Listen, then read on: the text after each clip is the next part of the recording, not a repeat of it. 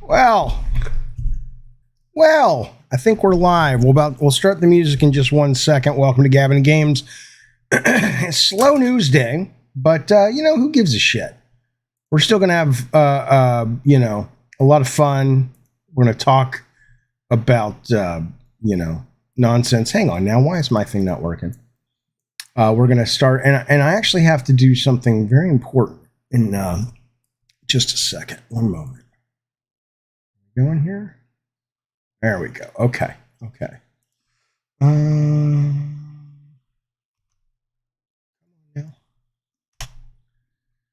Hello, Downfall. Good to see you, Blake. We're about to start, I promise. I'm just trying to make sure that the notification has gone out. There you go. All right, we're off to the races. All right, fellas, welcome to Gavin Games. Before we get started, I need to make a phone call. One moment. Just 1 second, please.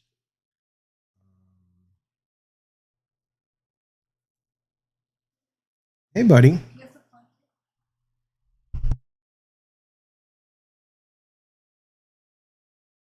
One sec.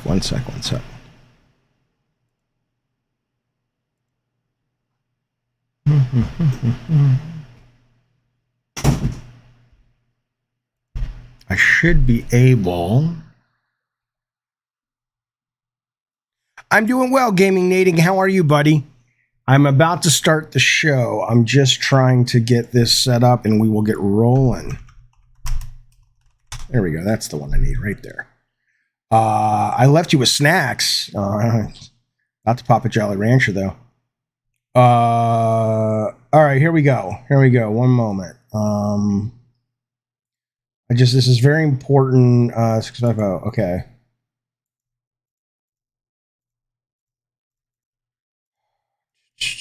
Let's see if this will work. Here we go.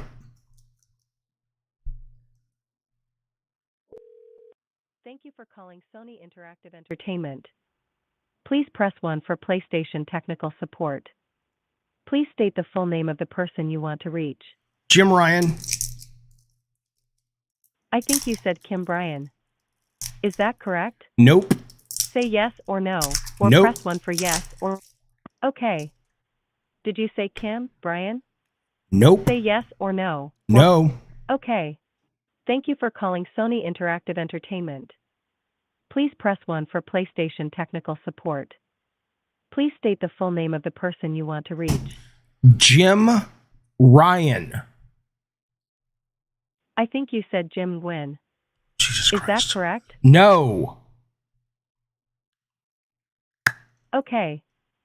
Did you say Jim Gwynn? No. Say yes or no. No. Okay. Thank you for calling Sony Interactive Entertainment. Okay. Sorry, I didn't find anyone with this name. Thank you for calling Sony Interactive Entertainment. Please press 1 for PlayStation technical support. All right, hang on. Please state the full name. I think you said Linehan. No, I said go fuck yourself. Okay. The selection. Okay. Did you say Ryan Sean? No. Say yes or... Thank you for calling Sony Interactive Entertainment. Oh my God, shut the fuck up. Hang on. I think the selection was not valid. Yeah, no kidding. Please tell me the option you want. I want to speak to Jim Ryan. Okay. The selection was not valid. Please tell me the option you want to choose again. Okay. Did you say Kumar Gayam, Shiva? Sure. Say yes or yes. no. Yes. Or press 1 for yes or yes. 2 for no. Absolutely, yes. Transferring your call to Gayam, Shiva Kumar.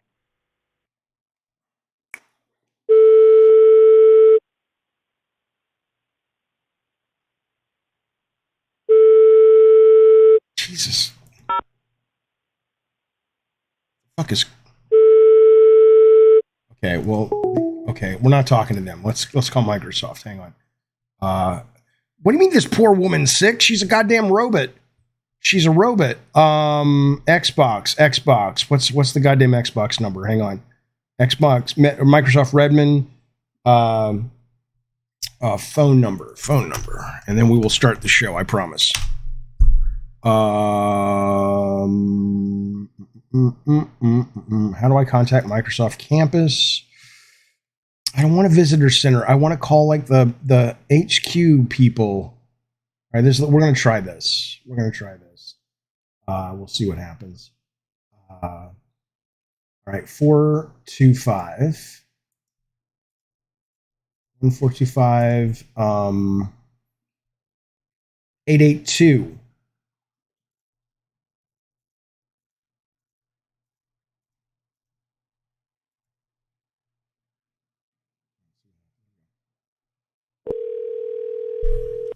Thank you for calling Microsoft.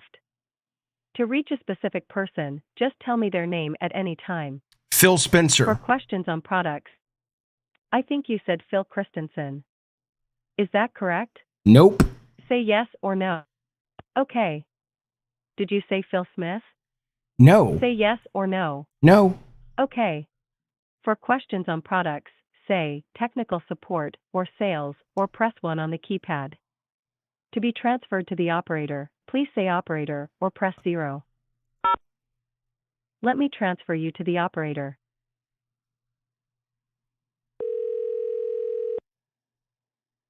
Transferred to the next available operator. This call will be recorded for training, quality, and verification purposes.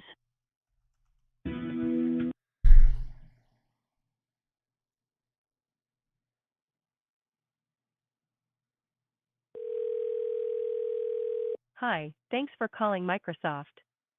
Para español, diga español o oprima el 2. To help us to improve the quality of our products, services, and training, this call may be recorded or monitored, and information collected on this call may be transferred to other countries. Great. To help me best assist you, I need to know if you are calling as a home user or a business user. Neither. Just, I need to speak to a person. I don't think I quite got that. You know what? Fuck you. In order All to right. help you today, please tell me if you are calling as a home user or a business user. No, I understand. But the thing you have to, let's see, does Sony Santa Monica have a phone number? Jesus Christ. Otherwise, we're just starting. We're going to start the show. Phone. Hang on. Here we go. Let's call Sony Santa Monica. Sorry, I didn't quite catch that. Don't worry about it. In order to help you today, I need to know if you are calling as a home user or a business user. These people do. I can call in television. Come on now. It's not a joke, Morgan. I'm trying to call these people. No one's making a goddamn joke. Fuck. I just need to speak to them about some important thing. Fuck it. Well, I guess they lost their chance. All right, here we go. Welcome to Gabbing Games, everybody. The show will begin in just a second. Let's go.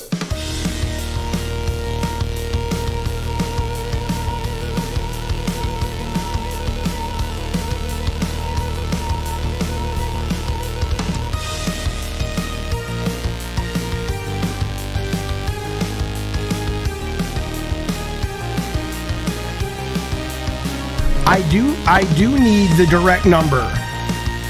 I absolutely need the direct number. I don't know why. Did you guys see Donald Trump just got indicted? It's not a political show. It's not a political show. I'm just saying Donald Trump was indicted by a grand jury. I don't know if this one will stick or not, but there's a couple coming down the road that will. Legend says, do not harass Microsoft. They're busy trying to release REDFALL. I understand. Indicted is that bad? Yeah, that means he's basically been found, not found guilty, but he's been accused of a crime. And there's enough evidence for the police to say, if you don't sort of show up in court and begin the proceedings, will arrest you. But I'm sure he will show up in court. But I mean, everybody knew this was coming, so you know, it's a historical day if you care about such nonsense. I understand RPG. I understand. I don't agree with you, but I understand. All right, fellas, here we go. Welcome to Gavin Games. That is, of course, our very good friend, Alex Plox. Pop, there you go. You hear that can Crax, baby? It sounds good. It sounds so goddamn good. All the kids want it. Listen to me, fellas. Welcome to Gavin Games. You know, I was struggling earlier with today's show because I was like, what are we talking about? It was a relatively slow news day, and it kind of still is a slow news day, but there are some news stories I want to talk to you guys about. And then if we get through the news, you know, relatively quickly, not a problem. We'll do kind of ask me anything, free chat, play some games, all that good stuff. It's good to see you, though. I appreciate you being here, spending some time with your old Papa Jaffe. Thank you very, very much. Let me tell you what is on the start of the show. Well, you got to know this. The start of Gavin and Games, it doesn't exist without these people. The God of War tier members, God bless them. Ahmed Adam, Ibn Adam, can't say it. Gravity, Captain Geach, Ratten Tanuki, Zach Procrastinates, Alex Plox, Eddie Torres. Thank you guys for all of the support on this here fine show. I very much appreciate it, fellas. So here's what came in the mail for your old Papa Jaffe. I got this today. My good buddy, I don't know him that well, but friend of the show. How about that? Abraham Reisman's new book is out, all about Vince McMahon, right in time for WrestleMania. This is not a wrestling show, I know, but I'm excited about this. I loved his book on Stan Lee. Really kind of dressed Stan Lee down, kind of, you know, it wasn't a salacious book. He wasn't going after blood or anything. It wasn't like some tawdry thing. He was just printing some things that were clearly facts. And as a childhood hero of mine, it was pretty eye-opening. Well, this is one, he's doing a similar thing with Vince McMahon, who just seems to me, I don't know where the character stops and the human begins. I'm looking forward to finding out with this book. Seems like it's going to be taking a turn where it's sort of using wrestling and Vince McMahon as a metaphor for the changes in America. So, you know, here we go. Ringmaster. I'll be giving it a read, and hopefully Abraham will come back on the show very, very soon to talk about this incredibly researched book, because I find that whole world absolutely fascinating. I just love it, and I'm also just fascinated by it. All right. But that's out if you're interested in those sorts of shenanigans like I am, if you still read. Not everybody reads. I want to show you something. Hey! Well, holy shit. Okay, a couple things going on in the chat I want to address. Number one, we'll get to a new member. We got ourselves Chris Durstapanian. Oh, okay. Of the Florida Destapanians. Thank you, buddy.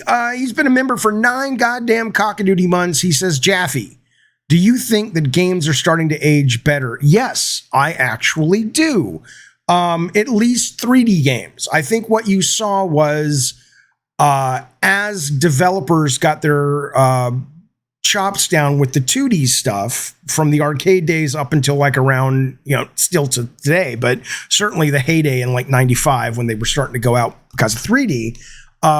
Yeah, I do. I think you started to see more and more games that you could go back and play that weren't good just because of nostalgia. And I think with 3D, we were actually on the stream the other night playing some PSX or PS1 games, and I was delighted and surprised by how much the Bruce Willis Activision game that they paid the guy $1 million. You can't even tell it's Bruce Willis. That was still engaging, and I still want to go back and at least get through a few more levels. A lot of fun. So yeah, I think once you get your head around the core new technology, you have a couple of years where a lot of shit's just crap. It's good enough. And every now and then you get a classic out the gate like Mario 64. But then after a while you start to go, hey, these things remain playable. So I love that awareness. By the way, Logan the Lurker, now I'm a little confused. Logan Lurker, thank you so much for being in the Gods of War. I want to say, weren't you already in the Gods of War? No. Okay. Well, here we go. Amanda Dam, Adam, Gravity, Captain Geek, Rotten Snooki, Zach Procrastinates, Alex Blocks, Eddie Torres, and now our latest member to cross the bridge and visit Xenu, Logan the Lurker. Welcome back, buddy. It is so great to see you. It is so great to have you here. I did try to get the crazy art and stuff popping. I'm working with Streamlabs on it, but it's still a fucking nightmare. I can't quite get it to happen. Let me see if I can make something pop for you, baby. I'll just sing you a song. How about that? I'll sing you a song, and then soon I'll get this shit working. But thank you, Logan Lurker, for that incredibly generous support of the goddamn Cockadoodie show. Listen to this.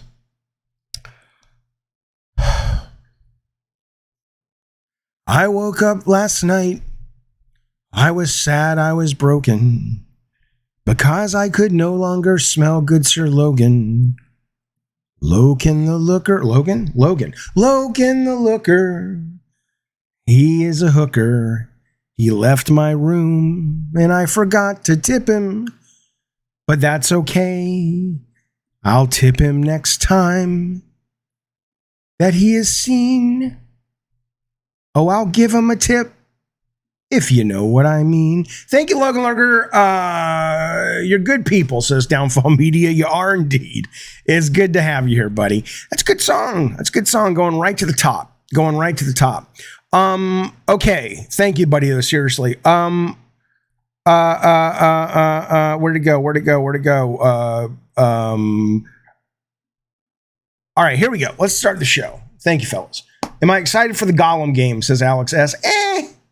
Not really, because it's very stealthy, and I'm not really into stealth games. But I mean, some of the stuff they put out recently looked pretty good, like some shots and stuff from that. Whoever's publishing it, they just had like a virtual show. And then I've read some things that say that it feels very much like a game from like 10 years ago, and that's not always bad. That can, like I loved, what's the Samurai Cartoon Network thing? Samurai Jack. Total game that feels like it could have come out in 2010. Great game. Evil West. Great game. I did see the trailer for Asteroid City. I usually am not really a fan of Wes Anderson stuff. It just feels a little too forced to me. But I thought this trailer looked pretty compelling, so I'm interested. Jaffe Veiled Experts. I downloaded it. I haven't played it yet, but I will play it today. Maybe I'll even play it on stream at the end of the stream. I signed up for Hyenas. I played Hyenas. I did not like it at all. It was competent. The shooting, because the sound felt great, but when you actually get into the game itself, it was kind of been there, done that. Wasn't all that interesting, Okay, well, the real big news for real big boys and adults is Donald Trump just got indicted. But for people who love games like us, the real big news is E3 is no more. Before we get to that, I got to tell you one more thing. I have to tell you this. This just fascinates me. I love this so much. So I'm going to show you this. No, I'm not going to put it on. This is my mask that I wear at night. It's called a CPAP mask, okay? And what it does is when you have sleep apnea, like I do, and it runs in my family, you get a little thing as you get older at the back of your throat that blocks the air. And so you're waking up. I was waking up probably, the doctor said, they did a sleep study on me. They said I was waking up 60 times an hour, okay? So every minute about, I would wake up. And it wasn't that I would wake up consciously. I would just come out of whatever sleep stage I was in and go right back into it.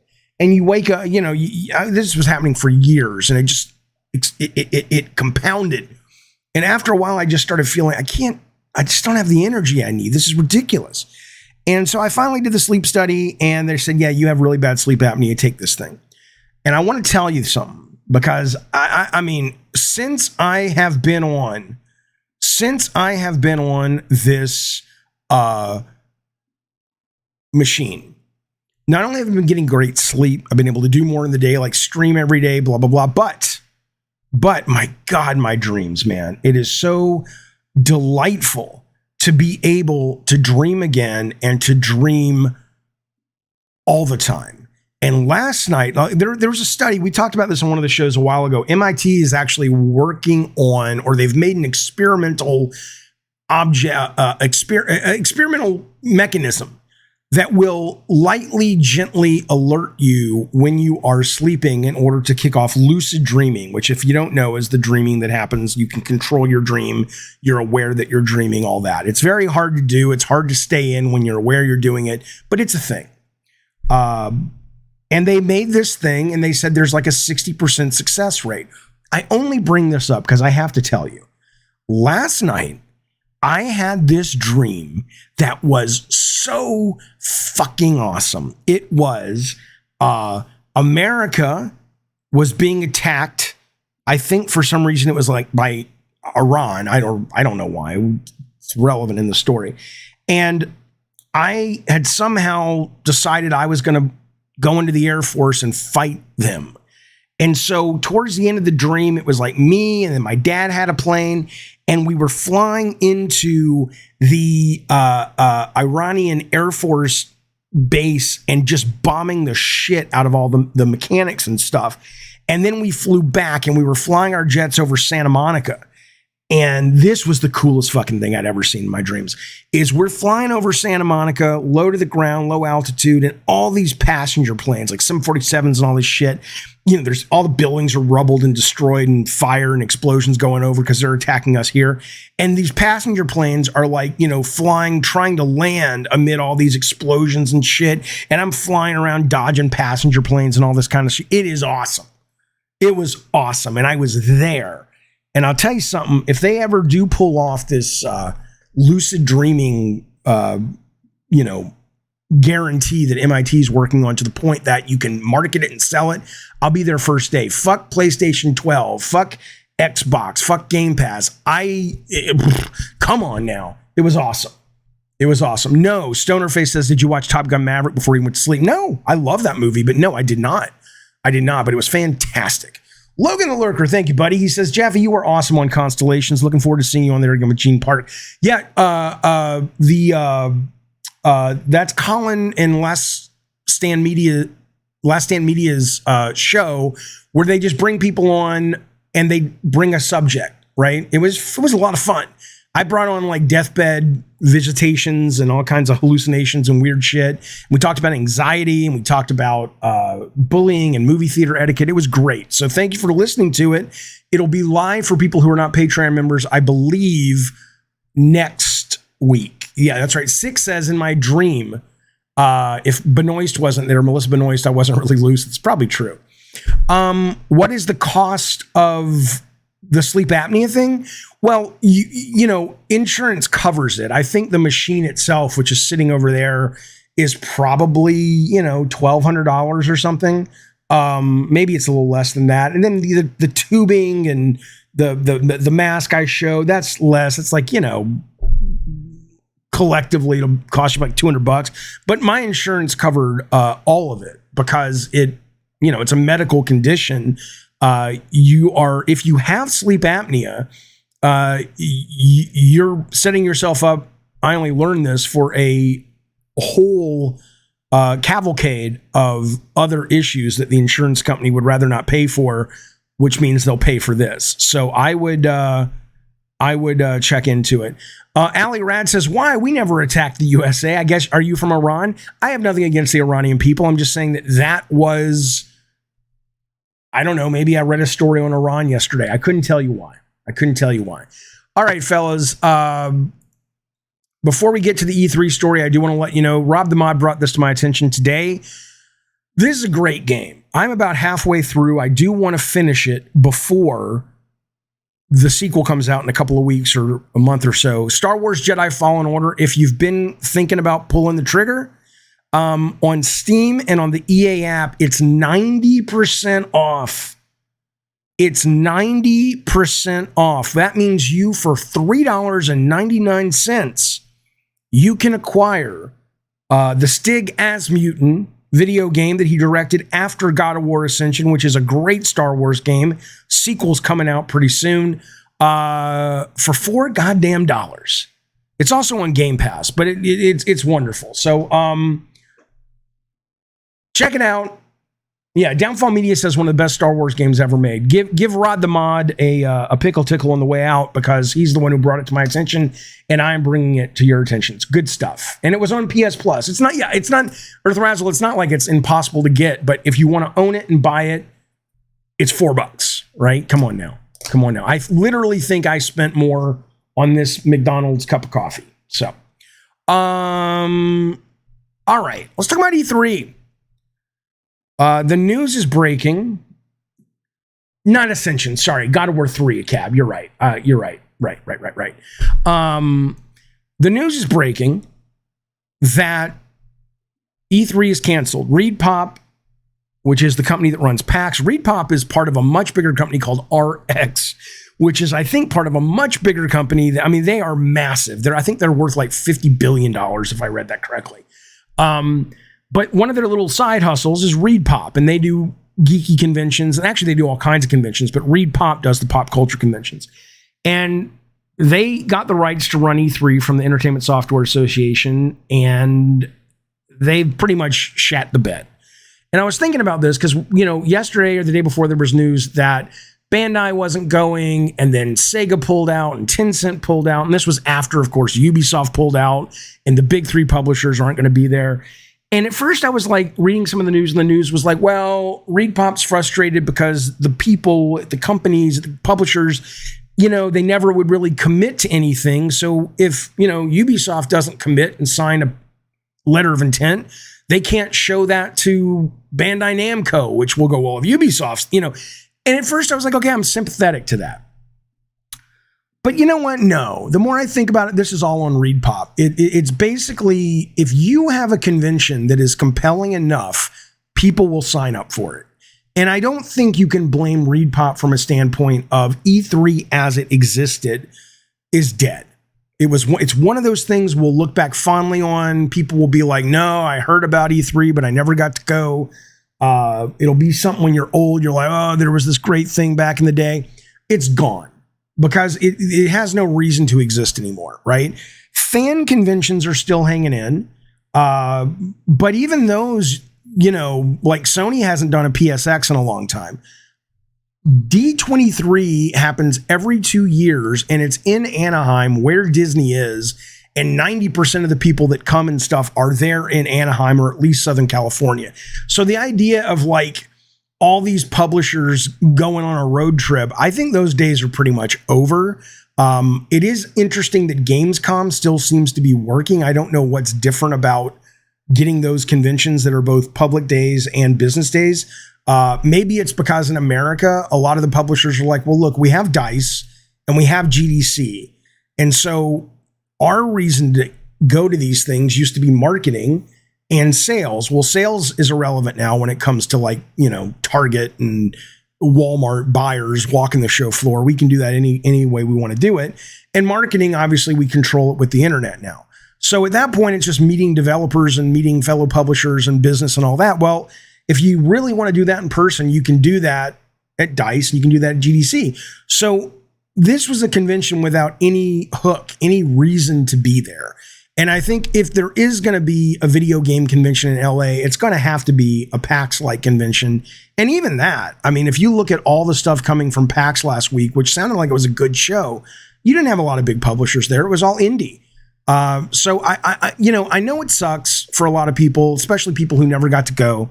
And I appreciate that. I was at the very first one. I was at almost every E3. I was going to go to this one.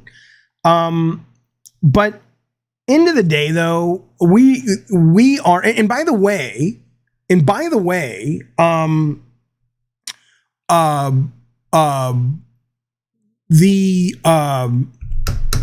Tokyo Game Show is still going as well. I don't think it's as big as it used to be, but even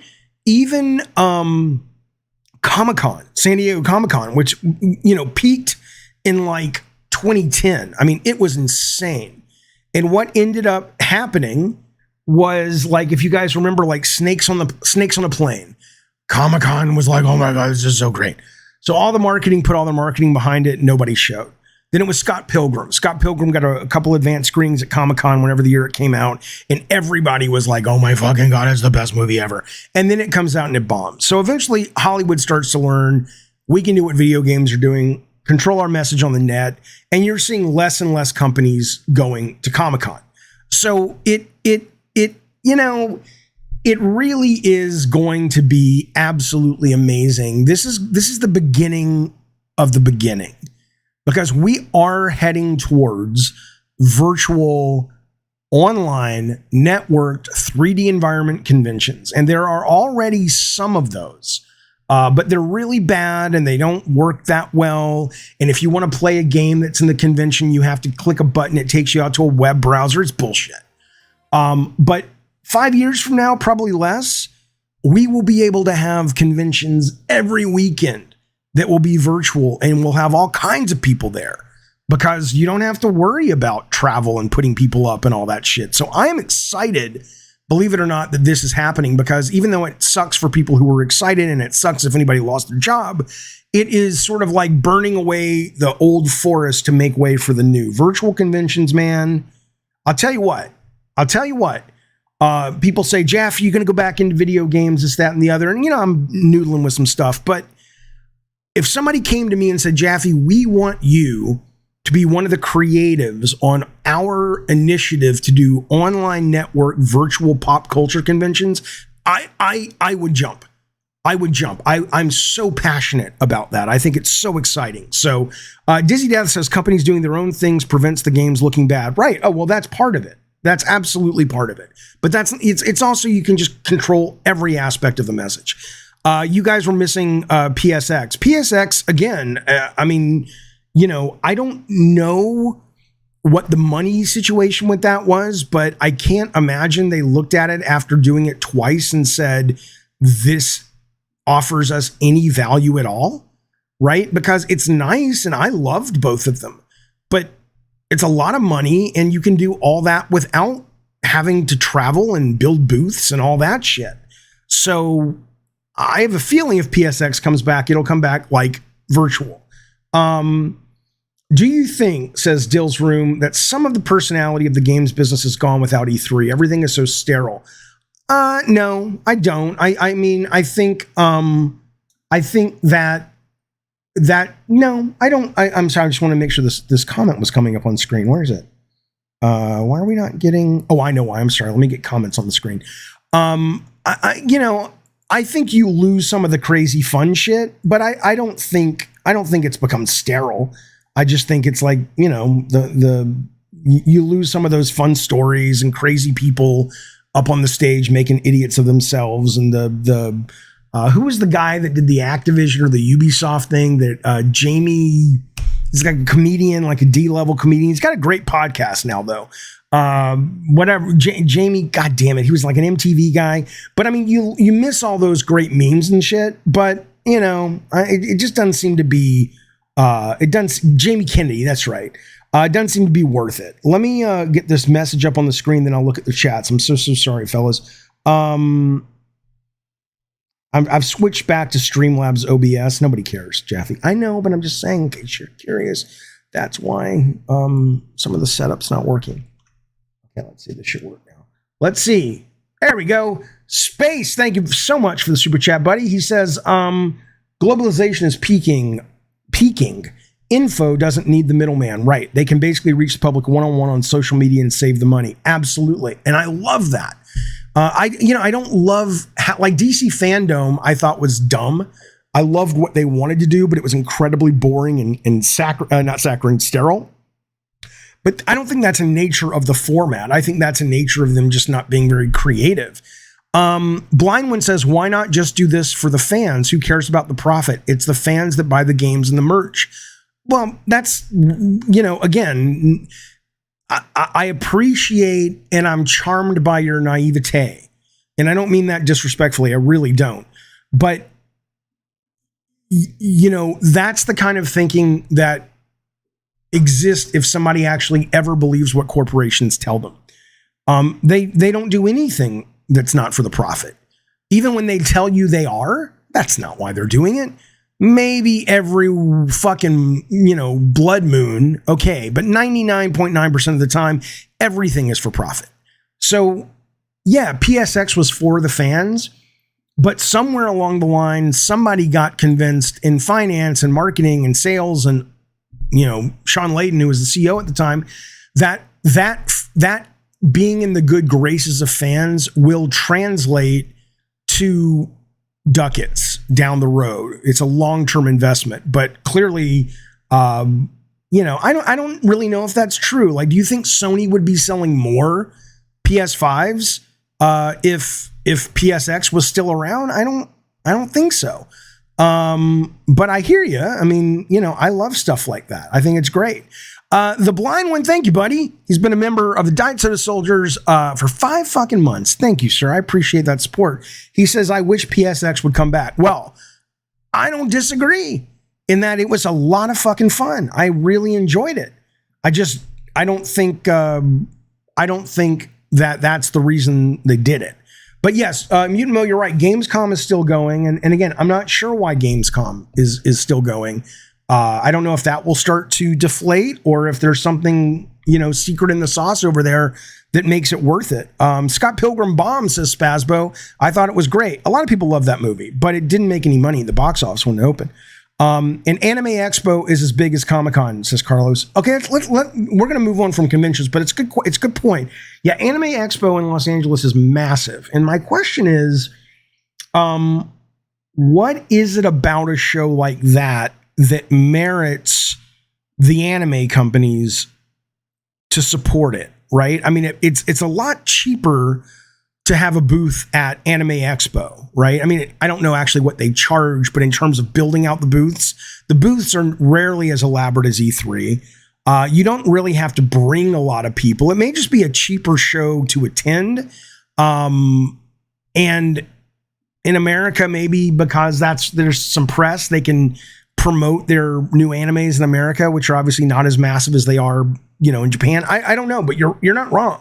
That convention seems to be hanging in there and doing pretty fucking well.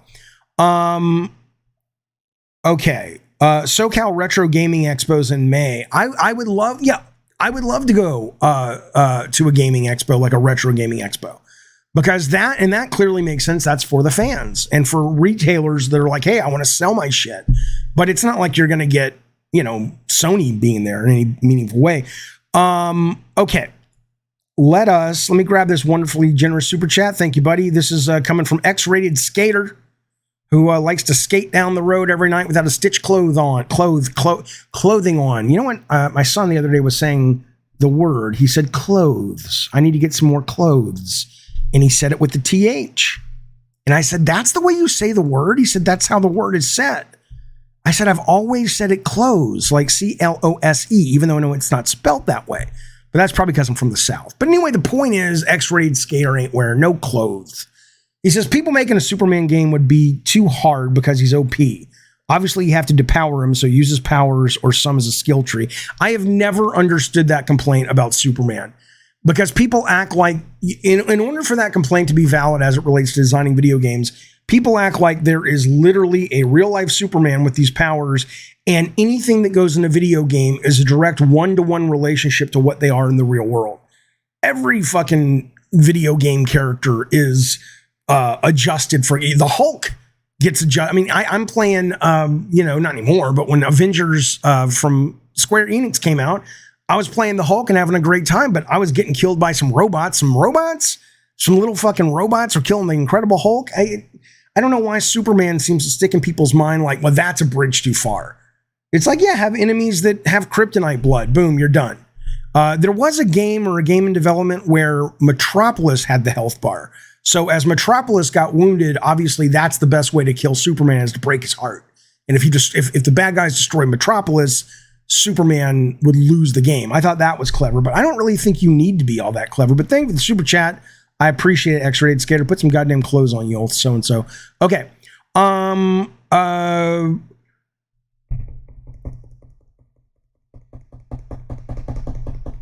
reading the chat. Sorry, fellas. Okay, let's move on.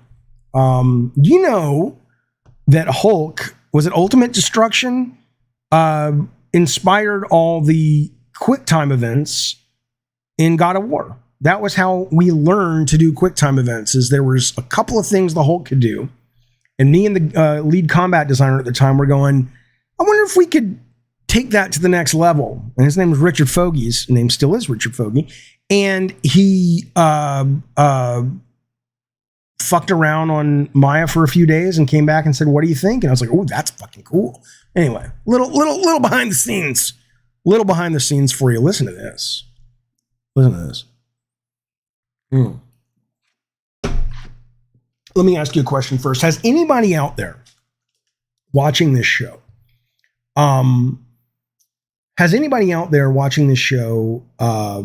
ever worked fast food? Ever worked fast food? Because I have a question for you. Before the show, I went by McDonald's. Right? Here you go. And I don't know, like the fries that end up in the bottom of the bag are the best. They're like little fucking treats. Little, like, oh, there's still some more. When you work there, do they tell you, hey, when you put fries in a bag, make sure there's a couple of them underneath the out of the packaging on the bag? Like, is that part of the shtick, or is it just like, no, dude, they just fucking fell into the bag, don't worry about it? I'm just curious about that. That was always the best. Yeah, I know everybody likes it, but the question is that a conscious, like, business choice of we're putting some fries in the bottom of the bag? They don't tell you, Arathizzle says. Five Guys says it's 90% of the fries fell into the bag. It's not an artistic statement, says Graham. I worked at McDonald's when I was a kid. They just fell. I would make a whole fast food restaurant called just bottom of the bag, which sounds awful. We found this in the dumpster. All right, look. Now listen, this is not... We have some good PlayStation news coming up. I know people think I hate PlayStation, which I don't. But swing and a miss. And the reason this story is fascinating to me is it's one of the biggest... No shit. Oh, Bottom Feeders, Eddie T. That is a good name for... Oh, my God. David Jaffe's Bottom Feeders. Listen, this is one of the most obvious things to me. But here's the story. Analysts suggest a PSVR2 price cut will be needed to avoid... This is a quote. Will be needed to avoid a complete disaster. Research firm estimates Sony has sold fewer than 300,000 headsets in the first month. This is from Bloomberg reporting. IDC has sold... IDC is the analyst, and Bloomberg's reporting it, saying that Sony's likely to have sold around 270,000 units by the end of March. Their vice president told the publication, told Bloomberg, see what I do now, by the way? I am innovative because I'm done, unless the name of the person, I just can't believe I've lived with this for so long. Unless the name of the person in the news is relevant, like if it was IDC's vice president, Reggie Fils-Aimé, you're like, oh shit. Yeah, I didn't know, but it's just some person named Francisco Geronimo. Does anybody want time taken up from their lives with that data? No. So just skip over it. Nobody needs to hear all that shit. IDC's vice president, that's all you need to know, of data says, I suspect a price cut on the PSVR2 will be needed to avoid a complete disaster of their new product. He explained, consumers around the world are facing rising cost of living, rising interest rates, increasing layoffs. VR headsets are not top of mind for most consumers in the current climate. Bloomberg, this is reporting now from Video Games Chronicle. Bloomberg, which is reporting on Bloomberg's reporting. Bloomberg claimed earlier this year that Sony had previously aimed to ship 2 million PSVR2 units during the headset's launch quarter. And then they had to have those projections. So 1 million. Sony denied Bloomberg's claims at the time, but they haven't given a new statement to express how Bloomberg was wrong. Earlier this month, the executive deputy president of Sony said he thinks the headset has a good chance of outselling the first PSVR. No, it doesn't. It's just, again, you don't get to paint me as a hater of VR. I own them all for the most part. And I love VR. I can't wait for Apple in June. They're going to reveal their $3,000 AR VR thing. I am not a hater. at all. But I am a designer. And as a designer and as somebody who understands why games work, even though a lot of times I don't agree with games that work, I understand why they work. I understand what's happening underneath the hood. VR is failing. Not, a lot of people will say, oh, VR is failing because there are not AAA game experiences. No, that's absolutely not true. Because if that were true, PlayStation VR2 launched with Resident Evil Village, which is about as AAA as you can get. And from people who have played it, they say it's phenomenal. It's not, and I played all of Resident Evil VR, Resident Evil 7 in VR, and I loved it. I did play Half-Life Alyx. I didn't care for it. It was boring. The point, though, is that in order to jump through hoops with a new peripheral, or even in the case of MetaQuest, which is not a peripheral, it's a standalone, you have to offer a reason that you can't get in a more convenient and or less expensive way. And so you could put the next God of War exclusively on VR, and it would sell because people want the next God of War, but it wouldn't sell because it's in VR, because there's nothing about VR that makes that game better or meaningfully different. And you can argue, look, man, I mean, I played Astrobot Rescue. There were little moments that you couldn't do on a flat screen. I get it. But short of that, I've been playing with this shit since the 90s. I haven't seen anything. Sebastian has a good point. VR is failing because people haven't realized how to watch porn through it yet. That's not a bad point. Because if you do watch your pornography in VR, and then if you take it to the next level, and you actually see live cam girls through VR, and they're looking at you, and it's like, holy shit, it's like she's in the room. It's insane. But I don't know. Even that doesn't seem to be enough to really get it over the mountain. The bigger point, though, that I don't get is that let's put it this way. Somebody at Sony was like, you know what? After, I know there's VR porn, but they were saying that maybe people don't know how to access it. Right. So Legend says 360-degree chain blades of action with close-up scenes ripping an enemy is not worth it. It's not that it's not cool. That's what I'm saying. I'm not taking the piss out of VR. It's not that it's not cool. Of course it's cool.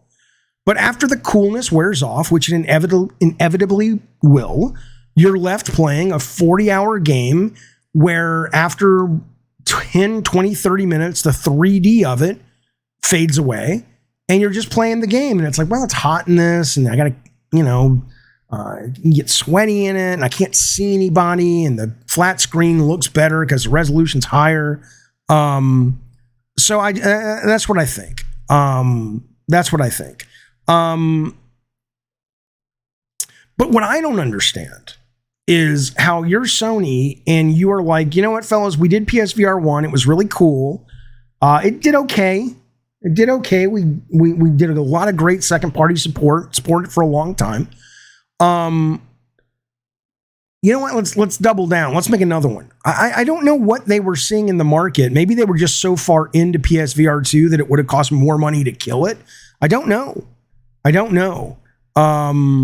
But, well, see, Morgan says we need VR similar to .hack. They had VR with the equivalent of Google Glass. Yeah, that's what Apple's working on. I think AR and VR combo is going to be amazing because AR is actually going to give you a unique situation that you cannot get anywhere else.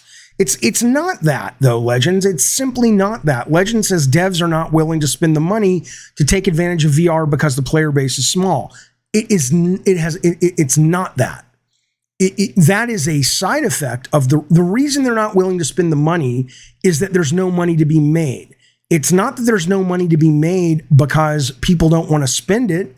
It's that because when you look at what VR offers, most people say, I'm good, right? I assure you, if you could show the world a VR experience that was compelling enough to spend the ducats, sure, you're not wrong. But You can't, because they don't exist. They just don't exist in any kind of long-term playable scenario. Nomad Soul, thank you for the super chat. He says, Jaffe, I'm dying to see your RE remake playthrough. It's sitting at a 93 on Metacritic and one of the best video games ever made. I am dying to do the playthrough. I was going to do it today, but I need to carve out a day that I'm not doing news streaming because I really want to immerse myself in it. So I will be streaming it very, very soon, and I'll let people know, but I haven't streamed it yet. Okay. Oh, there you go. Kill Dill Gaming says, what's up, Jaffe? Hope all is well. All is well, sir. Hope for you too. Me and the wife watched you play that chat GP game and died. It was too funny. We're going to talk about that in just a second. Just a second. But thank you for that. Thank you for that, for you and your wife. Listen to this. So there's great news for PlayStation, although again, idiots online. They're like, Jaffe, how can you say Jim Ryan had a bad day when Sony's grown so much? And what they say, PlayStation 5 beat hardware records from last year. It made history for itself by selling more than any previous PS console had in the time. It seems PS5 is marking its name as the console with the biggest first quarter in gaming history. So absolutely, Sony, PlayStation 5 specifically, is killing it. No one is denying that. What I always get frustrated with people is, being on top is not the same as being on top in a year. And yeah, and I don't think Sony suffers from this. I think Jim Ryan knows. I know Scott Rohde knows. I know Connie Booth knows. Shu knows that just because you're on top today, you've got to continually be reinventing the wheel. So when I say Jim Ryan had a bad day the other day because of all the stuff that happened with U.S. government and Activision, it doesn't mean PlayStation 5 isn't selling. It means that, oh shit, he got a bloody nose because a bunch of shit happened on that day. And it could have long-term ramifications. I don't see, but Spaz, the thing is, Spaz in the chat says, RE4 remake is so easy, it felt like I was playing a baby game. Yes, Spaz, but that is like the Good Doctor on TV fixing a broken arm and going, that was easy. It's like, well, yeah, you're the Good Doctor. That's what you do. But most people, come on now. Okay. Anyway, but yeah, there's some great news for PlayStation. I just hope they keep with. Here's some more interesting news for PlayStation and everybody. The BAFTA awards were announced today. Here's some of the big winners. Artistic achievement went to Tunic, which is stupid. Animation, God of War Ragnarok, that seems appropriate. Audio achievement, Ragnarok, makes total sense. They have a category called British Game. Okay. That went to Roller Drone, which I loved. Debut game, Tunic, I don't get it. Family game went to Kirby and the Forgotten Land. Game design went to Vampire Survivors. Music makes sense, God of War. Multiplayer went to Elden Ring. That's fucking weird. Original property went to Elden Ring. Narrative went to Immortality. Listen to this. Performer in a leading role went to Chris Judge playing Kratos. Performer in a supporting role went to Leia DeLon Hayes, who's the girl who played Atreus' girlfriend. I don't know. I didn't get that far. Tech achievement, Horizon Forbidden West. That makes sense. And then the game of the year, you're not going to believe it. You're not going to believe it. Best game, Vampire Survivors. I mean, I appreciate that a game like that could go toe-to-toe and with all these other games. And it's a wonderful game. I don't know if I would say it's certainly not my best game of the year. It's really good, though. It's really good. Sebastian says, Jaffe, why don't you like Tunic if you claim to love all the old school Zelda games? I just don't. I don't find the puzzle. I don't find the puzzles compelling or interesting. It's dull. Carlos, you think so? Carlos says it makes more sense to give Vampire Survivors best game than Elden Ring. You shut your fucking whore mouth, sir. Chris Judge is still giving his acceptance speech as we speak, says enter the Codverse. That's right. That's right. Game of the year was not God of War. Game of the year was best game. There is an award called EE Game of the Year, and that went to God of War, but I don't know what is EE Game of the Year. I assume maybe that was like a vote that the users could do or something. Let's see, nominations. I don't know what EE Game of the Year is. Oh, EE is every English. What the fuck does that mean?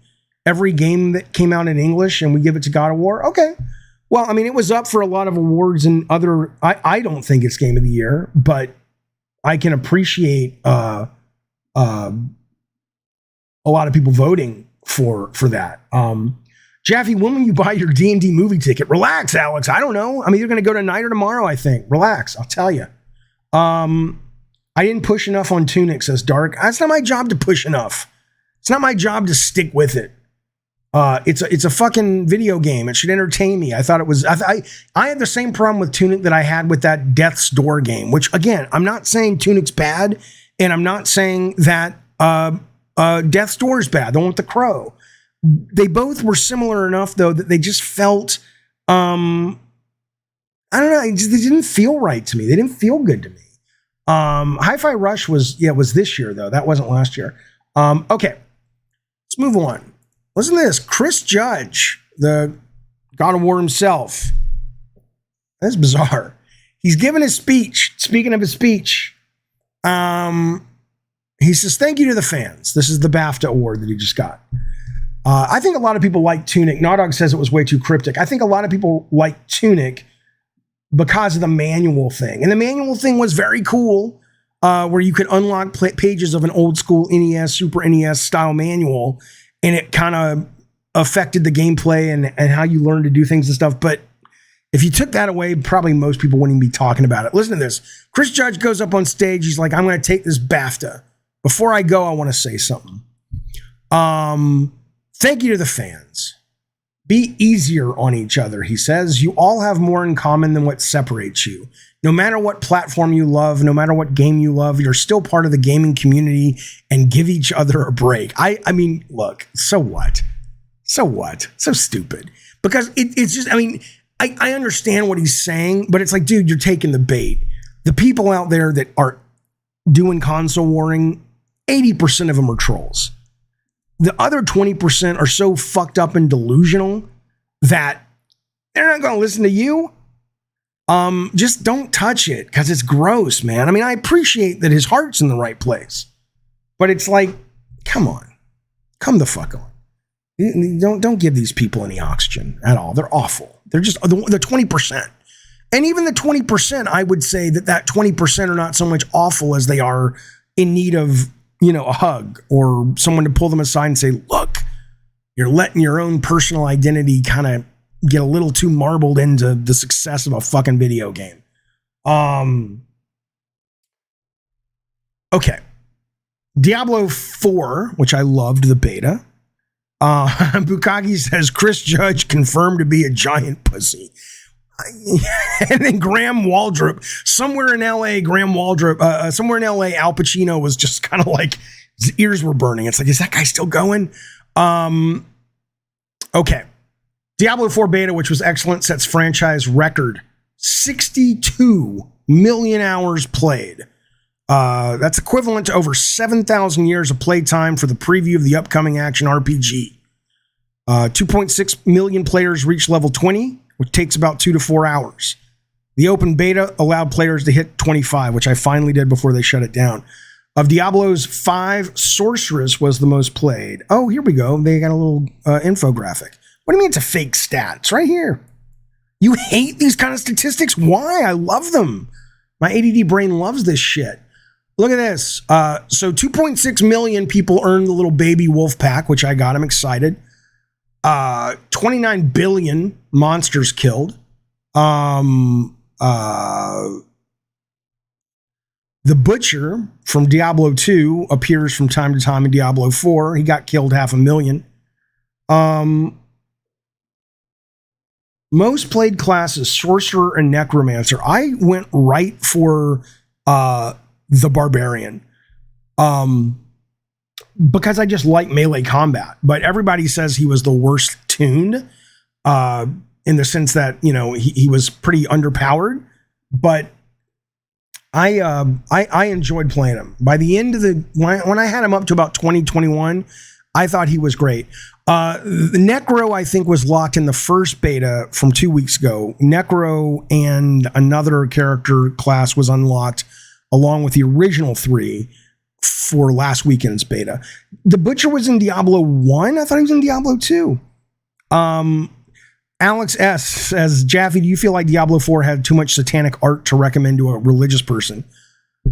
My answer to that, sir, would be anyone who's religious enough to be bothered by satanic art, I would not recommend it to. But there's a lot of religious people I know that would not give a fuck. X-Rated, I adored Ghost Tsushima. Thought it was great. Man Cave, thank you, buddy. I got to get back to your message. I got it over there on the Discord. Thank you for that. I appreciate it. Did you try God of War and Project Morpheus in 2014? No, I didn't. I know that you're talking Project Morpheus is what PSVR was called internally. And I didn't know there was even a test version of God of War in it. It makes sense that there was. Now it leads me to go, what do you know about it from a standpoint of why did God of War VR never come out? That seems like that. I was always trying to get them back when the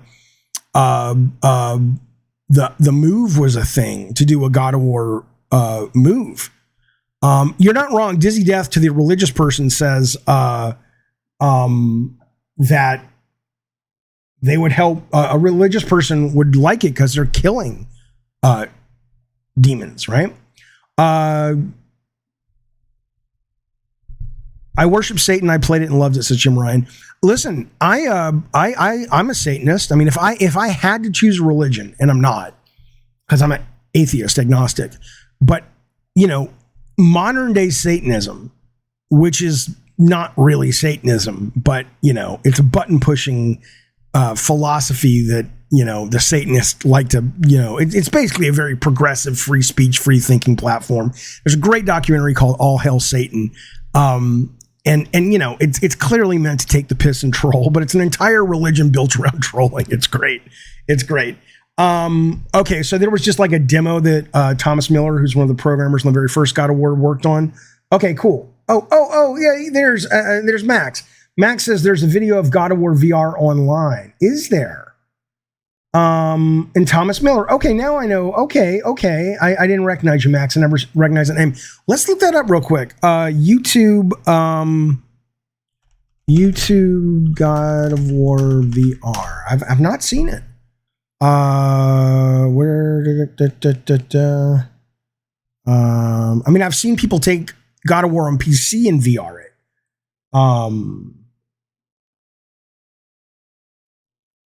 Is this the one?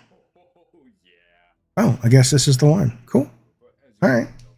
I'm a Satanist based. I did finish my satanic story based on like how Satanism is defined in the movie All Hail Satan or whatever that movie's called. Well, I mean, you know, this is cool. I wonder why they didn't do it. Look at that. Look at that. That's not it? All right, well, Max, what should I Google? I'll look it up later, but I didn't know it ever got that far. That's cool. That's very, very cool. Okay, let's move on, shall we? Originally, this was a slow news day. It's gotten a little faster, but I do want to tell you that CDPR Red tweeted this out. And I mention it because it's a nice thing, but I also mention it because the comments are just so typical. What you would expect them to be. Hang on, did I miss a super chat? If I did, I'm sorry. Let me check. Did not. Okay, cool. The comments are what you would expect them to be. This is what they tweeted out. CD Projekt Red this morning says, we're proud to offer menstrual leave to employees. Team members can now focus on their comfort and health by taking time off when suffering from period pain. It's all about inclusivity and fostering supportive workplace. Kudos to Good Old Games for implementing this benefit first. What I like about it, too, is that it's hashtag inside red. It's just a little on the nose there. Little on the vagina there. But what's great, though, is, of course, all the men pour into the comments. What about the men? What kind of menstrual leave do they have a right to? And this lady wrote back and said, you can take incel leave. One guy's like, the world is getting soft.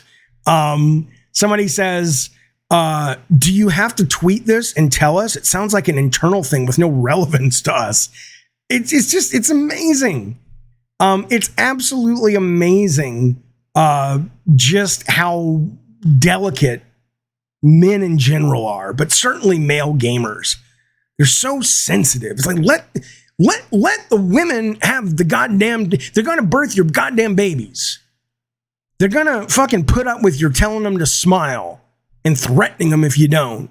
Let them take a couple days off when their fucking reason they can make babies is giving them some pain.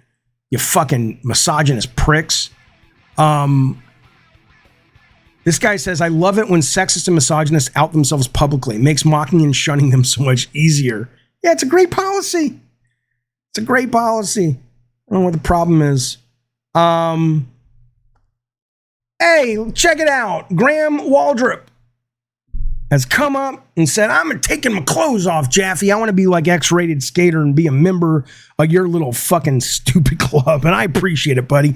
Graham has joined. He has ascended to the cult of Calypso, the second most radical cool stage of the God of War membership, of the Gavin and Games membership. You get some French fries. Well, I ate them all, but you get to smell the box. Smell it, Graham. Smell it. And you get a smoke of the pipe that was inside a mystery vagina. You know what's interesting? I was talking to my ex-wife last night, and I'm talking about how I'm talking to some people about coming on and helping me produce the show. And I was like, she's like, well, who's talking to you? And I told her and stuff. She says, she says, there's no women. I said, yeah, because I usually like working with women producers. And she says, well, no woman's going to fucking want to produce the show. I said, why not? I said, it's not a misogynistic show. It's vulgar. It's not misogynistic, though. It's totally progressive and down with the patriarchy and all that. But I just realized that I offered our newest member of Cult Calypso a smoke of a pipe that was up a mystery vagina. And I think I'm starting to understand what she was talking about. So there you go. There you go, Graham. Enjoy that. Only you will know whose vagina it was actually up. But that's vulgar. That's not sexist. It's just vulgar. Okay. CD Projekt Red also dropped some more news today. Vupi says, now a man has to empty the CD Projekt Red dishwasher. Yeah, maybe. They put the brakes on Project Sirius, which was a Witcher-based game from the company that they had acquired a little while back that I think they made a game called The Flood and the something. It was like an isometric game. They've made some other games, some 3D over-the-shoulder games and things like that in the time between. But they brought this company in the company. They said, hey, go make us this game. They spent $10 million on it. And then in a conference call the other day with investors, they're like, yeah, we're not gonna continue with it as is. In order to stay innovative, this is coming now from, I think it's the chief financial officer over at CD Projekt Red. In order to stay competitive and innovative, we must experiment and be brave when trying new paths and to stay in control and keep the right course, especially with a project that is new to us in terms of design, developed by a new studio in our family. We need to keep evaluating the situation as we move along. It's better to cut costs early and even restart if needed, which is what I think they're doing, than to carry on. I think it's absolutely right. Matt DeMarco says, I hate when I blow 10 million for no reason. Well, yeah, 10 million's a drop in the bucket these days, but it's better than a lot of these games that come out and they've spent way too much money, like Deceive Inc., which I love, but probably won't survive the year.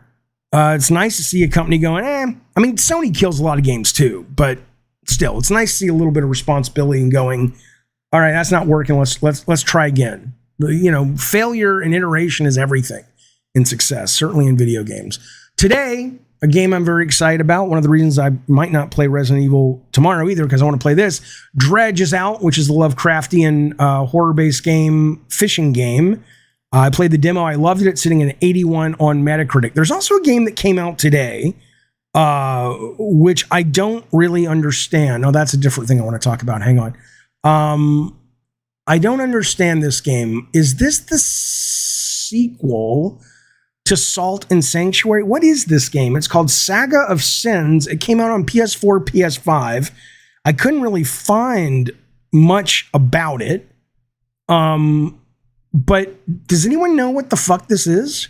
And is it good? Is it supposed to be good? I'm trying to find some images for you to look at it because I brought it up. But do we know what this fucking thing is?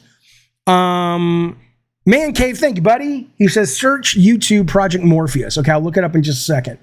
I've been playing Dredge all day, says Logan. It's really good. That's great to hear. Lovecraftian game? What do you mean, can I repeat? Yeah, it's a game where you're a fisherman that comes to this island. You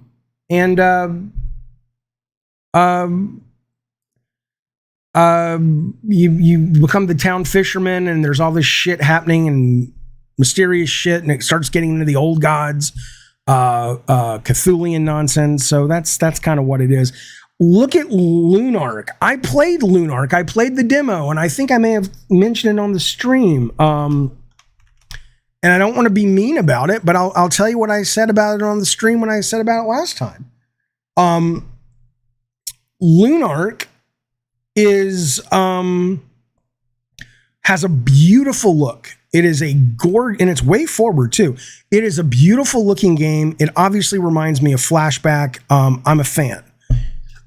But I played the demo, and I love, by the way, not only did I love the fiction, I loved how there was a lot of really neat storytelling happening in the background that really, it's a really well thought out, clearly made with love video game. But ultimately, when the rubber meets the road, the puzzles in the game were really frustrating, and you walk too slow where you have to walk back and forth between areas to solve puzzles. And I was like, yeah, I'm done. And that's not like I said, my mind is open, and I'm excited to see what this guy or whoever made this makes next, because there's a lot in this game that I like. But ultimately, they released a demo, which is them kind of putting their best foot forward, you assume, and it's like, oh, this is really slow. So I know I keep getting, maybe you're the guy in the stream, but I keep getting asked all the time to play this, and I'm like, I played it, and I didn't want to play anymore. But hey, I mean, I would love to know, I guess, is Alex the guy who made it? I'm scared to play RE4. Yeah, no. Damn it, Jaffe, fuck, marry, kill, Jill, Claire, or Lady D. Oh, that's easy. Thank you, X-Rated, for the super chat. Okay, well, I would absolutely fuck Claire. I would marry Jill Valentine, and I would kill Lady D. I have nothing against people or the giantess fetish or anything like that. But I don't really think that, I don't really get the sexy time vibe with that particular woman. Okay, Project Morpheus GDC. Let me look it up real quick.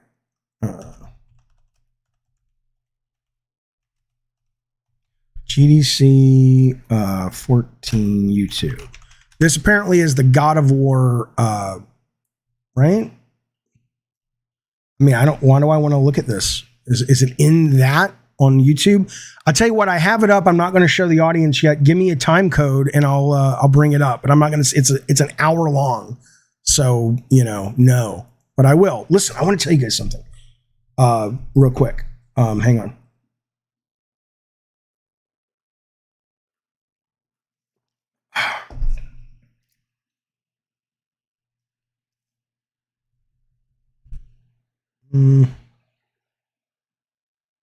Okay. No, see, Sebastian says, really, you wouldn't fuck Lady D? Well, what I said was, if I had that choice to fuck, marry, or kill any of those three, that would be the one that I would kill. I'm going to kill Claire. I'm going to kill Jill. Come on now. Am I still excited for Nightingale? What the fuck is Nightingale? Oh, wait. Hang on. Let me see. I don't have to fuck Lady D. It's kill. I didn't forget. Yeah, the choices were given to me. The Grey Hill incident. I love alien horror, but I haven't seen anything on that. Hang on. Sorry, I'm getting a little overwhelmed here. Let me look at what you guys are asking me. Okay. Okay. Man Cave says minute 609 will show us the what we want to see. Okay. Let's check it out. Okay, 609. This is from GDC. A couple of years back, well, 2016. Okay, 609. Okay. There's Good Sir Hugh, just got an award at BAFTA today. Well deserved. The next video we showed in public, actually, so some of you might remember.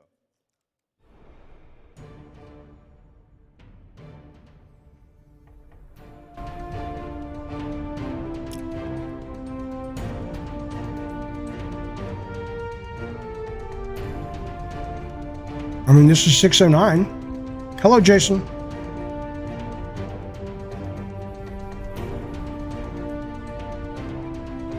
What am I looking at? I don't understand. Thank you for that, but I don't understand what I'm looking at. Inflection, Nightingale. Let's look up Nightingale real quick.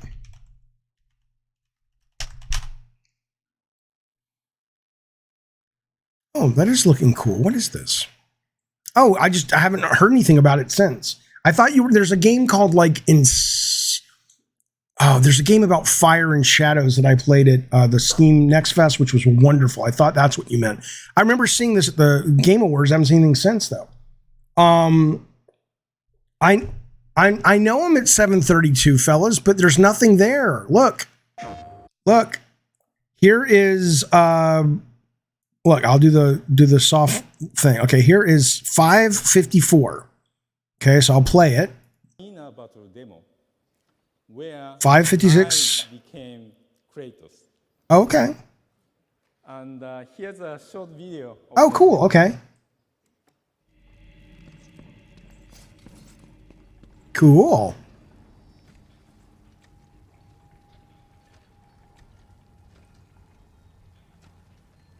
So why didn't they make this, Max? What happened? I mean, again, I would play it because it's God of War. But I wouldn't play it just because it's VR unless it was only on VR. But what was the reason they didn't move forward with that? I'm curious. It's cool though. I had never seen that, Max and Man Cave. Thank you guys. Yeah, I'm not saying I wouldn't play it. I'm not saying it's crap at all. I'm just saying that, you know, it's after the novelty wears off, you're left with a game, and I'd rather play that on a flat screen. Okay. So Max, you guys were busy with other games. You couldn't finish it. Right. Gotcha. Okay. That's disappointing. That's really neat though. That's really fucking neat. Okay. I want to tell you guys something amazing that I'm lying in bed. I couldn't sleep and I started thinking about this. Hang on. I gotta refocus. One moment.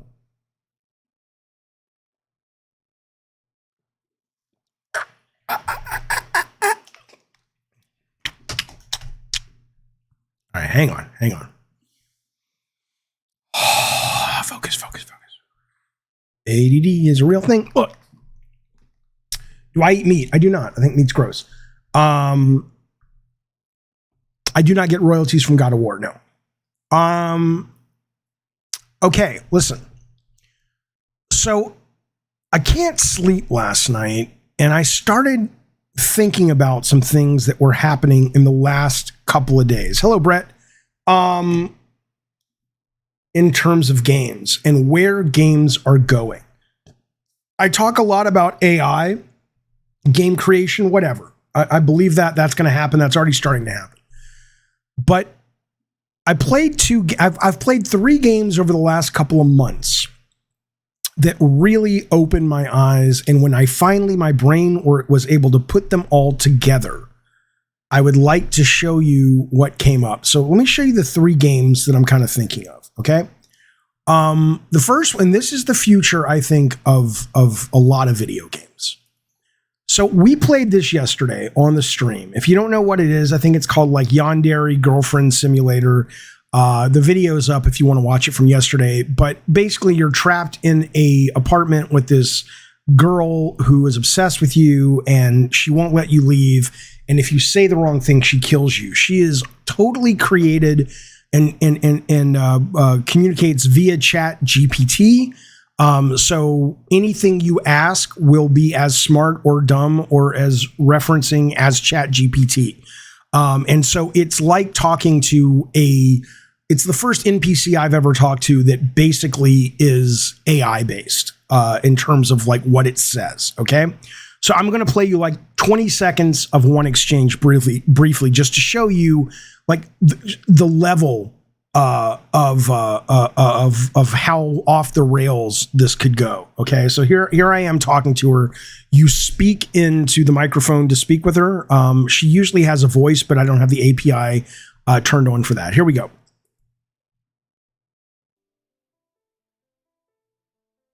Do you want to go see Taylor Swift's new concert with me?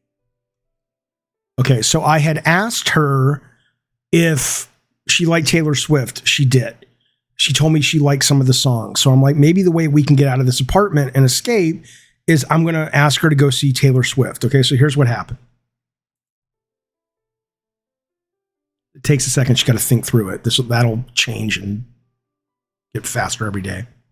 I would love that. Taylor Swift is one of my favorite artists. Okay, so I was reading her dialogue. So this is what she says. Taylor Swift is one of my favorite artists, and I've always wanted to see her in concert. Thank you for asking me. I can't wait to go. So I knew I had her kind of on the hook. Okay, see her in concert. Thank you for asking. So then I ask her right now. Let's go. We do not want to be late. Right. So I said, good to see you, buddy. So I'm like, let's go. We don't want to be late. By the way, Matt DeMarco, there is a company that replaced its CEO with AI and their stock went up. Not Harbinger. Dark. So look, she opened the door. Let's go. We don't want to be late. I'm excited. All right. So that is how I won. Okay. So this was me interfacing with a virtual character where AI was in real time writing the story. Okay.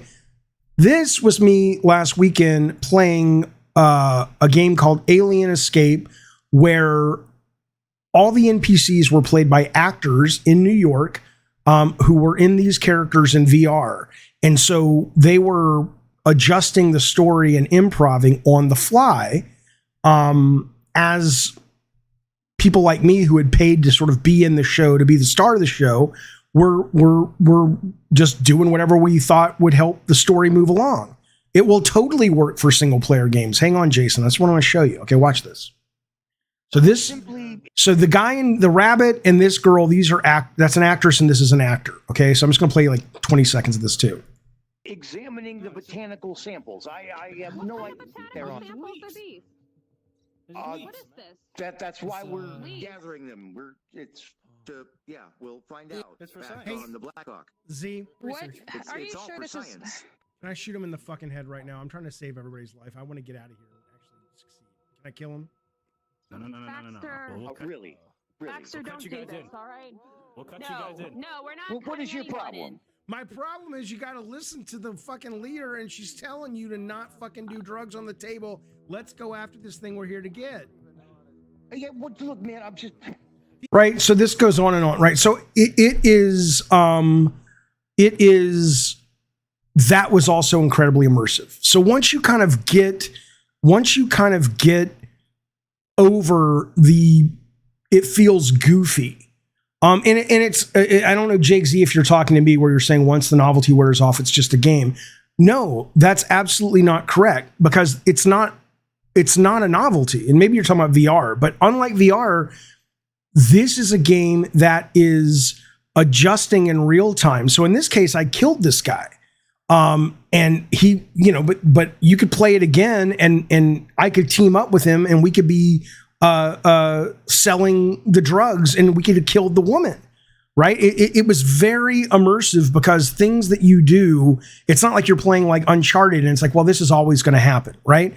So those are two things I played.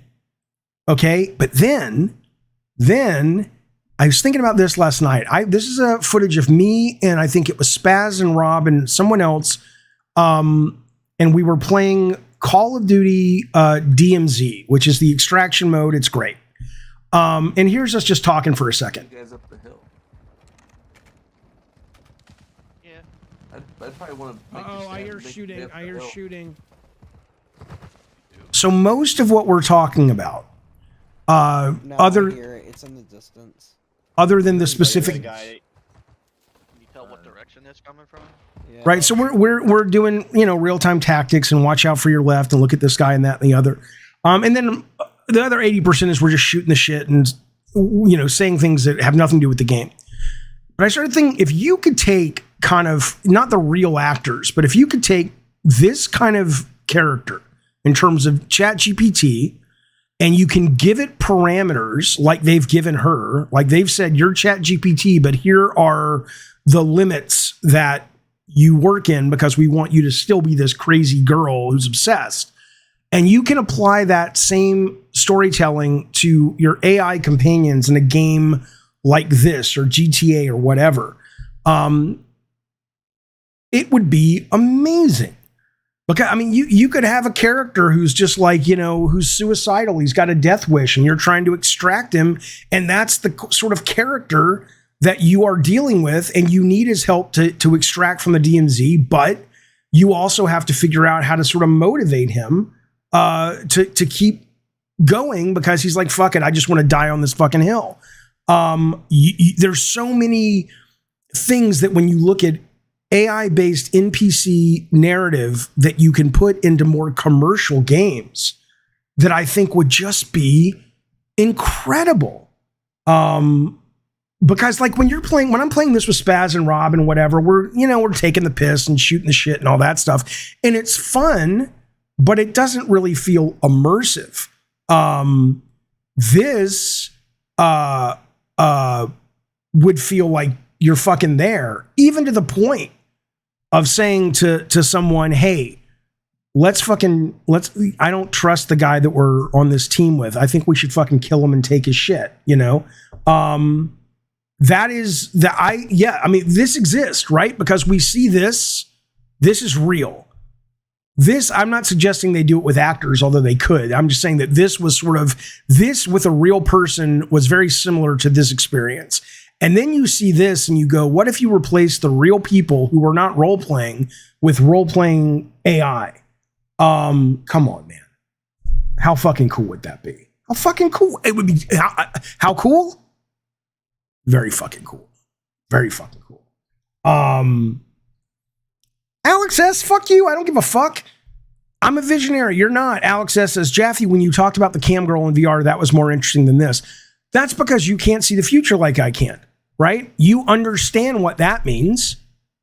This takes a little bit of vision, sir. I invite you to stretch a little bit. And imagine where this could go. And if you don't believe me, this is not 20 years down the line.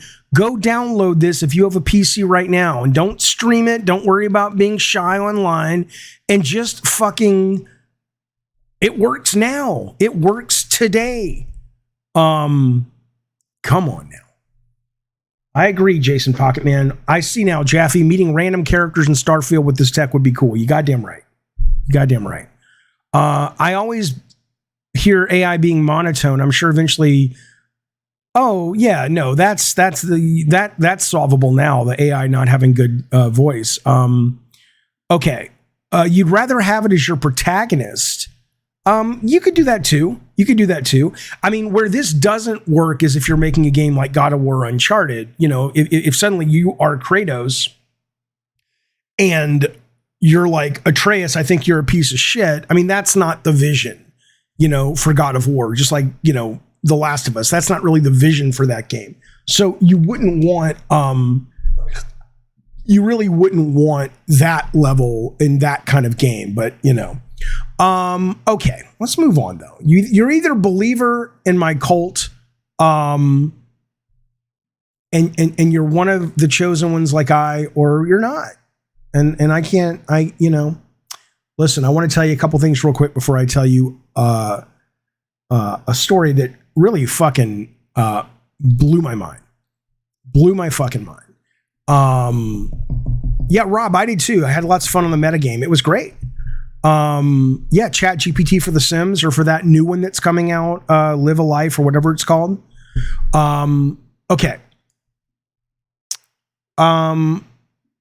Before I tell you about this amazing story, I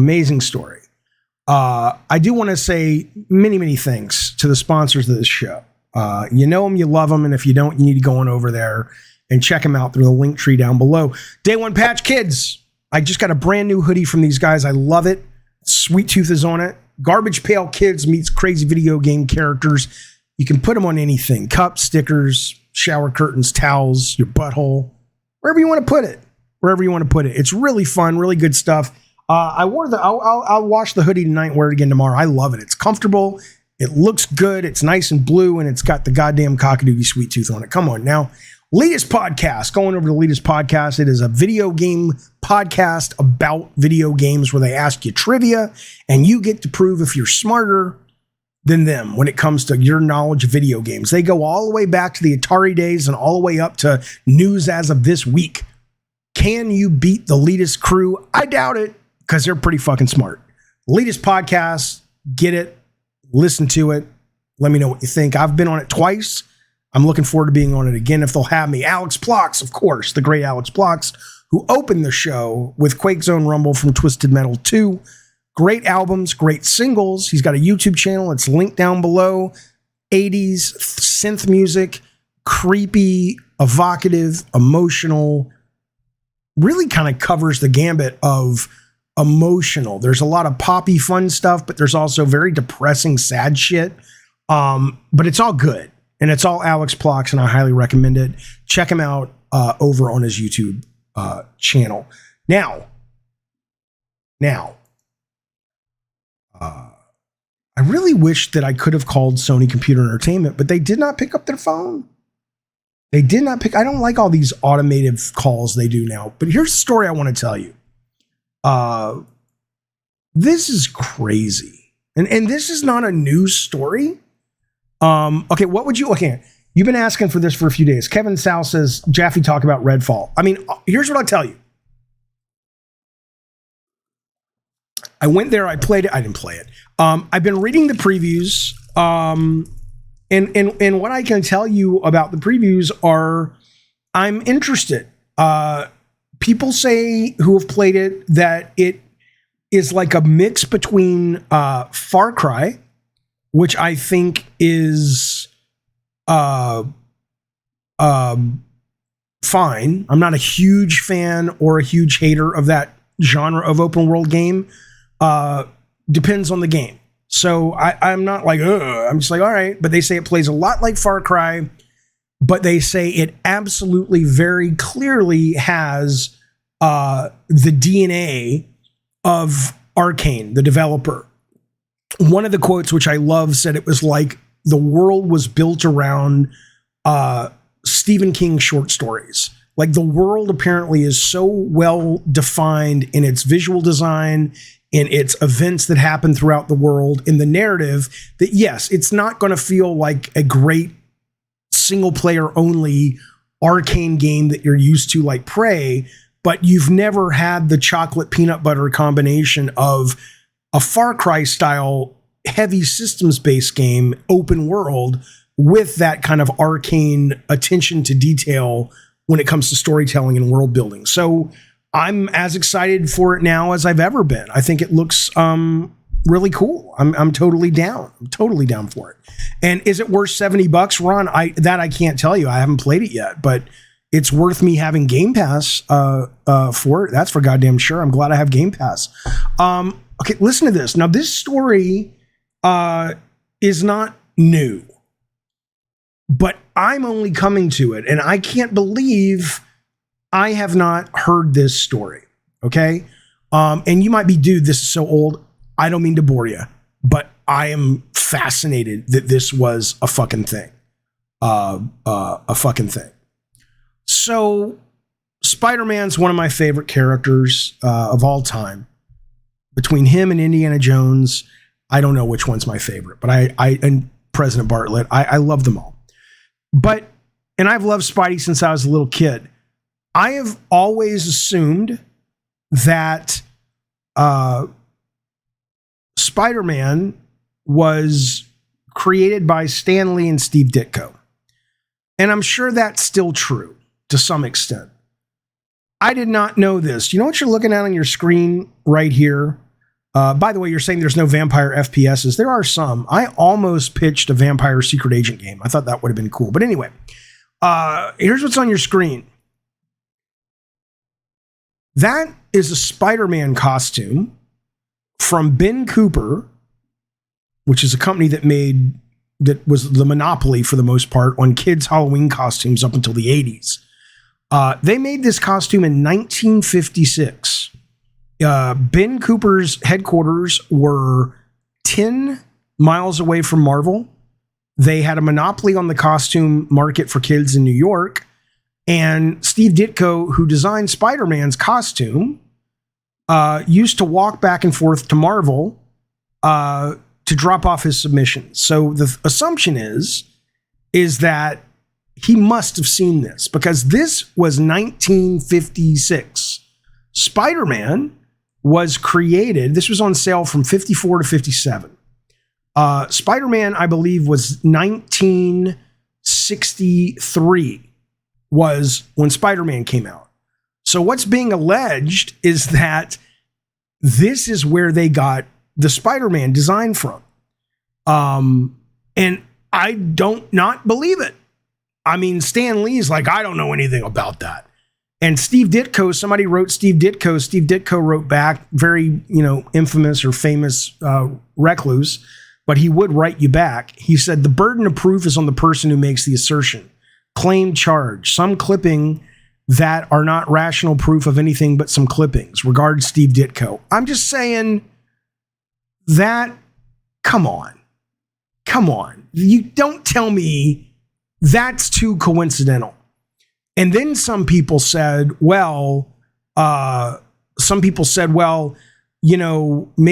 it looked a lot like Jack Kirby's Spider-Man. Well, no, because Jack Kirby turned this in for, this was what Jack Kirby wanted Spider-Man to be.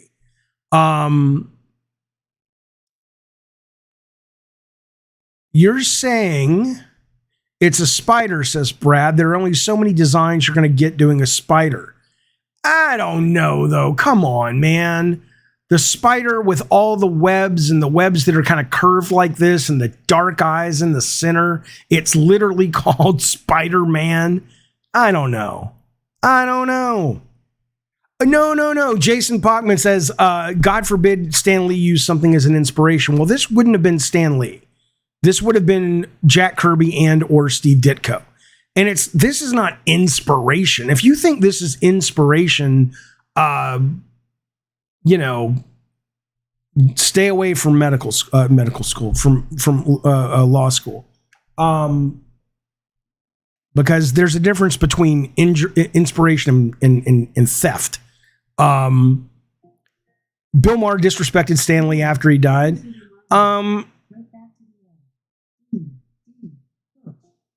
Oh, yeah. Alexa, stop. So, yes, it's yellow. I get it. It's a different color. Look, Stan Lee, and again, going back to Ringmaster, which I'm going to read on Vince McMahon, that same guy wrote a book on Stan Lee called True Believer, and he wasn't disrespectful at all, but he was like, look, there's a lot of the character of Stan Lee that a lot of people love and admire and hold up as some kind of just insane idol. A lot of that is manufactured. So I don't think you should disrespect the guy, but I think it's important to understand what was real and what was horseshit. And he was a childhood hero of mine. I've met him a couple of times. All right, here's the last story I've got before maybe we talk about some games or whatnot, or I turn on the red phone or whatever. But listen to this. I found this story fascinating. So COVID's still around. We still have to be careful. But there are a lot of people, understandably, that are kind of like, okay, we're living life the way we used to. But some people are still wearing masks. Do you know why, according to a study? Do you know the kind of person that wears a mask today in America more often, that continues to wear a mask? While a lot of people have moved on. Here's your study. Not an old person, no. Painkiller. A loser, no. But unattractive individuals, people who think that they are unattractive, still wear masks more often than others. I just thought that was interesting. I don't know how they did that study, but it's true. It's not unusual to discover there was an unintended benefit for individuals whose self-perception was negative. Mask mandates had the unintentional positive and negative benefits and consequences. Self-perceived attractiveness is defined as the individual's self-concept or beliefs about their physical appearance. For many, the mask covered expressions of negative emotions in interpersonal settings. For others, it hid the faces of those who perceive themselves as unattractive. Isn't that interesting? Fascinating. Yeah, Rage says, I think I'm unattractive. I just don't care. Yeah, at some point, you just kind of own it, you know? Is this how you tell us Hogwash is still alive? Oh my God, that guy's rotting. He's literally decaying in his mother's basement. With WWF or WWE in a loop on in the background. Somebody said, will I be watching WrestleMania? I don't know. I'll be watching some of it. I will absolutely be watching Asuka fighting. Who's she fighting? It's not Bianca Belair, is it?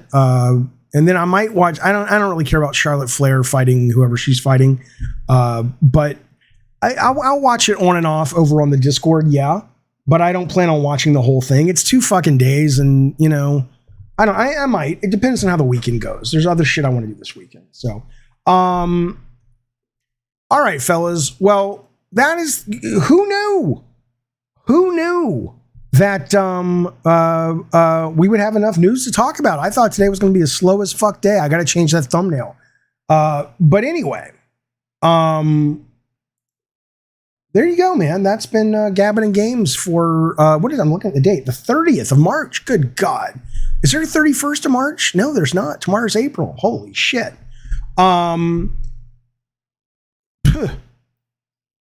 Gabbing and Games for the 30th. Thank you guys for hanging out. Thank you for the new members. Very generous, very kind. Thank you for the super chats. Thank you, mods. There is a March 31st. Okay, cool. Yeah, P Turtle's eating grapes right now. I am going to play some games. It's early enough. I'm going to timestamp this, and if it doesn't get too late in the day, I will be playing a little Veiled Experts today on the YouTube. So stay tuned for that. At least I think I will. Who knows? But otherwise, if I don't see you the rest of the day, be safe out there, and I'll be back tomorrow with another Gabbing Games for Friday. And yeah, man, be well. I'll see you guys real soon. All right, bye all. Thanks, everyone.